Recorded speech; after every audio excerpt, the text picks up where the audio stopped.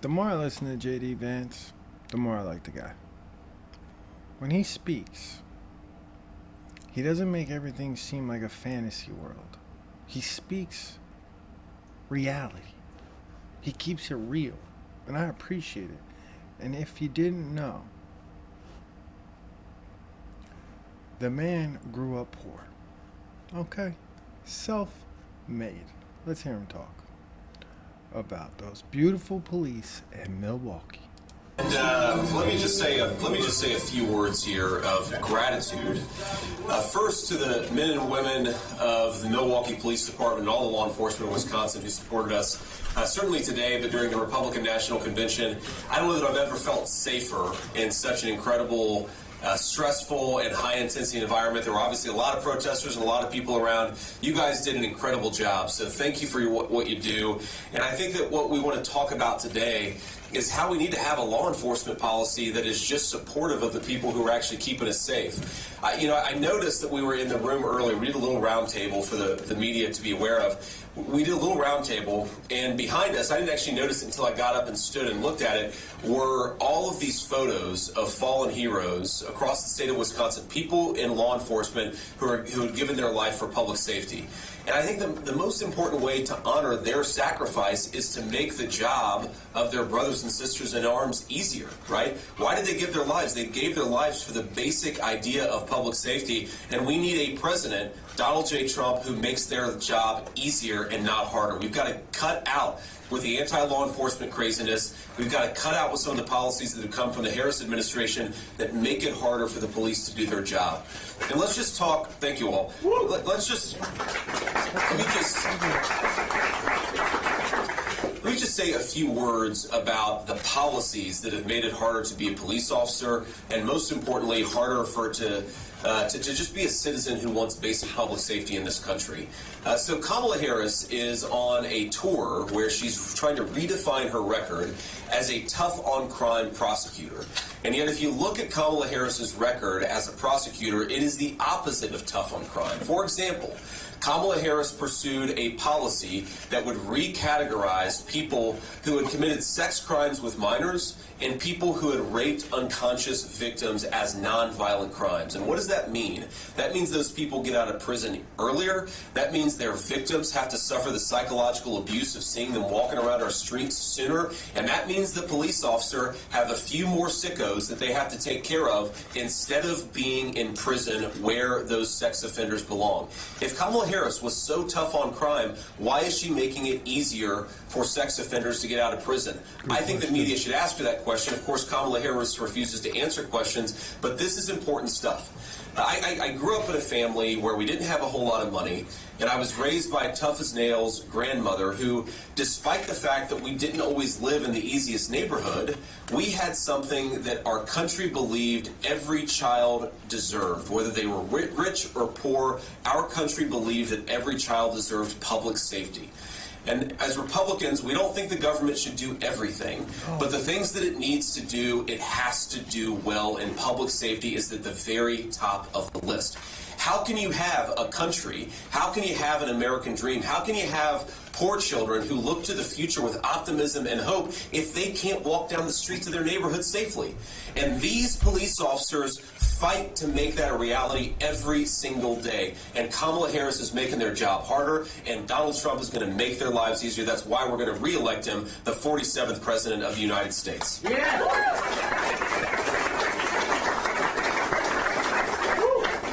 So let me just offer one final observation here, because so many of these issues are connected. So many of these problems are obviously linked to one another. And talking at the round table with the police officers and the sheriffs really drove that point home. So I talked to one sheriff who lives about an hour away from downtown Milwaukee. And even though he lives an hour away from downtown Milwaukee, he has Mexican drug cartel members who have been doing business, selling drugs, and harming the citizens of his community. When you hear Republicans say every state is a border state, that is not just a slogan. That is a sad reflection of the reality that we have drug cartels operating about as far north in this country as we possibly could. What a disgrace. You hear people talk about arresting illegal immigrants and how the illegal immigrants completely run away, refuse to obey the commands of law enforcement. Why? Why do they completely refuse to obey the commands of law enforcement? Because they got into this country in the first place under the promise that law enforcement wouldn't stop them and wouldn't enforce the law. So the border policies that we have at the southern border, they make our communities less safe, even as far north as Wisconsin. It means Mexican drug cartels operating in our communities. It means people dying of fentanyl. I talked to another police officer who talked about we have fentanyl not just in heroin and opioids and even prescription pills, or I guess non-prescription pills that are sold on the street. We've got heroin and we've got fentanyl, we've got fentanyl in our marijuana bags that our teenagers are using. And look, I'm the parent of 3 young kids. My wife is here, and I'm thrilled to have her join. We've got a 7-year-old, a 4-year-old, and a 2-year-old. We don't have to worry about this yet, but I'm certain, because kids are kids, that one day one of my kids is going to take something or do something that I don't want them to take. That's but a real I don't statement. want that mistake to ruin their life. I want them to learn from it. I want their parents to be able to punish them. I don't want our kids to make mistakes on American streets and have it take their lives away from them. That is in some ways what this fentanyl crisis has done. Normal American teenager mistakes have become death sentences because Kamala Harris refuses to do her job. And I think it's time for all of us to say to Kamala Harris, you want a promotion? You want a promotion after your record as vice president? We think you ought to be fired, and that's exactly what we're going to do come November. Thank you all for being here. To the police officers, to the police officers, we support you. We love you. We know it's not easy to be a police officer. We know we're losing a lot of good people from the force. Some due to retirement, but some, they're just sick of all the garbage. But I'd ask you, keep at it for as long as you can. Keep doing this important work, because there are a lot of us out there who are grateful for it. And in about 6 months, your job's going to become a hell of a lot easier. God bless you guys, and thank you for having me here in Wisconsin. So, fix this problem. Donald Trump and I promised that we are going to fix this problem. First of all, you hear from police officers, and I've heard this story today, but again, I've heard it from all over our country. A lot of the reason that it's hard to recruit police officers right now is because our leaders have attacked the police for so long that a lot of people just don't want to do police work anymore. That is the first thing that leadership needs to change. We need to make it clear that we want good people, we want good police officers, we want that I hear all over our country. A lot of police departments can't recruit the people that they need to keep us safe, and it's only going to get worse unless we fix this problem. And Donald Trump and I promised that we are going to fix this problem. First of all, you hear from police officers, and I've heard this story today, but again, I've heard it from all over our country.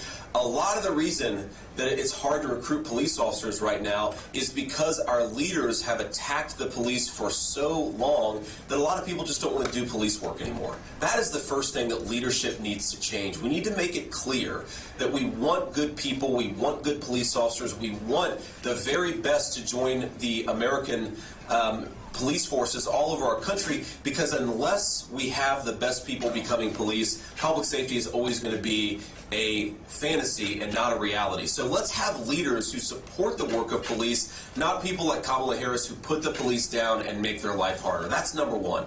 But second, we talk about money. First of all, when we talk about scarce municipal resources, I know a lot of towns and municipalities are dealing with limited resources. We have to ask ourselves, why are the resources scarce in the first place? And a big part of the reason is that we are spending millions of dollars housing, sheltering, and providing medical care for people who shouldn't be here. Those are the people who have come in across Kamala Harris's wide open southern border.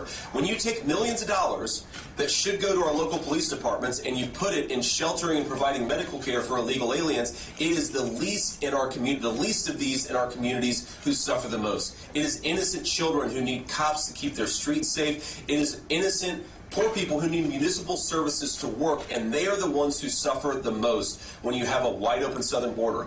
That costs money. It costs a lot of money here in Milwaukee, and it is a big driver of scarce resources. So what I would propose is you have a federal government that supports our local police, that you get the illegal aliens out of this country, and you free up precious budgetary resources to hire some police and focus on public safety. One final point on this is, I think, to the point about making police officers' lives easier, one of the weirdest things that exists in American public policy, and I didn't realize this until a couple years ago. I was a United States Senator. I have sponsored legislation to fix this, and I know President Trump agrees with me. Police officers are actually penalized because they don't get the same access to their Social Security benefits as most American workers, because effectively the way that it works is the dollar that goes into their pension is taken out of their Social Security. So you're basically penalizing our police officers, taking away their Social Security when they want to get to retirement. I think if we stop that, it would make it easier to recruit some police officers. Do the police officers out there agree with me? Stop that double taxation of benefits. I think so. And when I talk to police, I know that's a big driver. But look, unless we stop making the business of policing in this country so miserable by having our leaders attack the police, we're always going to have a problem recruiting the right people into police work. Any more? Sir. Senator Matt Smith from WISN TV here in Milwaukee. Coming off just of everything you just talked about, it seems like some...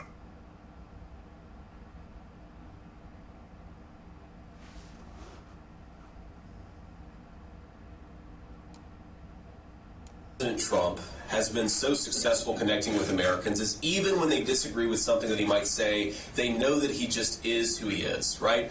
I'd much rather have a political candidate who I disagreed with 25% of the time, but was a real human being and was willing to speak off the cuff, than to have somebody like Kamala Harris who hides behind a teleprompter and doesn't speak to the American people directly unless she's got a script in front of her telling her exactly what to say. I think the unscripted nature of President Trump is one of the reasons why his campaign gives a pretty good insight into the kind of president that he's going to be. Now, that said, we are focusing a lot on policy. We're here in Wisconsin today talking about public safety. I was in Pennsylvania yesterday talking about veterans issues. I was in Michigan the day before talking about how we have to stop the trade and energy policies that ship all of our manufacturing jobs to China. When Donald Trump was president, 12,000 American factories opened. The previous 2 terms, 60,000 American factories had closed. So we are talking about the policy, and we're talking about the issues, and we're going to keep on doing that. But my only advice to my running mate is be yourself and let people see who you are, and I think he's doing that every day on the campaign trail. Not just against President Trump, but against a whole host of normal Americans for just exercising their First Amendment rights. I mean, not maybe the most significant scandal, but certainly a very large scandal is the Department of Justice went after a pro-life Catholic father of 7 for exercising his right to peacefully protest. The Department of Justice showed up. The Department of Justice leadership had officers show up at this guy's house and treat him like a common thug for exercising his right of First Amendment protest. And I think that every single police officer here would agree with me when they say that we want a strong Department of Justice that focuses on law enforcement. Why don't they focus on shutting down the drug traffickers at the southern border and the sex traffickers and let Americans exercise their First Amendment rights? That's not what the leadership of the Department of Justice should be focused on, but unfortunately, under Kamala Harris, it has. So I think that we are clearly the party and the movement of law enforcement. You talk to the field guys in the FBI, the people who are actually on the ground dealing with the bad guys, and they're as frustrated with their leadership as we are. We just want American leadership to empower law enforcement to enforce the laws. It's going to make us all safer if we do that. But has anybody ever seen the movie Gangs of New York? That's what I'm talking about. We know that when you have these massive ethnic enclaves forming in our country, it can sometimes lead to higher crime rates. What we want is an American immigration policy that promotes assimilation, that no matter where you come from, you can become an American, but only if we have an immigration policy that promotes assimilation instead of doing things like what we've done over the last few years, which is have 25 million illegal aliens just setting up shop here with no control, no enforcement, and no real ability to police what's going on. That is a disaster. And in fact, what we did back in the early 20th century is that we recognized, and I think that we have to do that today, we recognize that at a certain level, America is a welcoming country to immigrants, but can only take so many people. We cannot take the entire world into this country. And I think that we're at a stage right now where we have to say we've got to slow those illegal immigration levels to zero. We do have to deport some people who have come here illegally, and I think that will promote assimilation and a common American culture that's in the best interest of everybody. Look, I'm married to the daughter of South Asian immigrants. One of the reasons why I think that we have such a wonderful and successful marriage is because we both very much feel like America is our home, like our children belong here. What happens when you have massive amounts of illegal immigration, it actually starts to create ethnic conflict. It creates higher crime rates. We've certainly seen that over the last few years, and I would like to stop it, and I know Donald Trump would too. Sir. Thank you. A new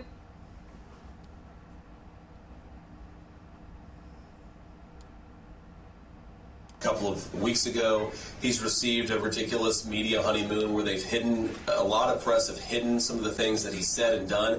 And this is a guy who actively encouraged rioters to burn down Minneapolis during the summer of 2020. It's the biggest city in his country. And then, of course, his running mate, Kamala Harris, was offering to bail those rioters out of prison. I think when people know the truth about Kamala Harris and Tim Walz, their anti-crime record, their pro-criminal record, the fact that he let rioters burn down the largest city in Minneapolis, I don't think his approval ratings are going to be that high, and I think that Donald Trump and I are going to win this race. But that's what the campaign is about, right? We have a little bit less than 90 days to make our case to the American people, to persuade them that our policies are going to make their lives better. And again, I think you contrast the failed leadership of Kamala Harris with the peace and prosperity of Donald Trump. I don't think there's any doubt we're going to win this race, but we've got to run the campaign, and we've got to get out there and talk to people. That's what we're doing every single day.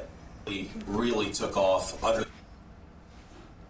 the borders are policies, where she opened up the southern border, where fentanyl got completely out of control. And you talk to our law enforcement officers, and they will tell you that the fentanyl problem has gotten way worse in the last few years than it was at any previous time under any previous administration, Democrat or Republican.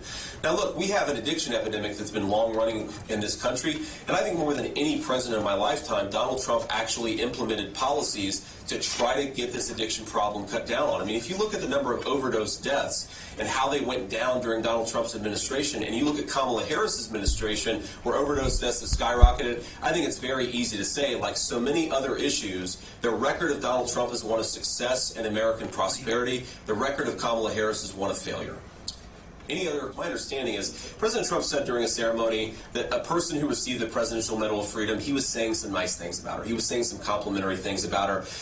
Donald Trump, I've seen give out a Congressional Medal of Honor. I've seen him give out a number of awards and commendations to military veterans. And of course, I myself am a Marine Corps veteran of the Iraq War. This is a guy who loves our veterans and who honors our veterans. I don't think him complimenting and saying a nice word about a person who received the Presidential Medal of Freedom is in any way denigrating those who receive military honors. They're two different awards, and I think the president was saying some nice things about a person that he liked, and that's a totally reasonable thing to do.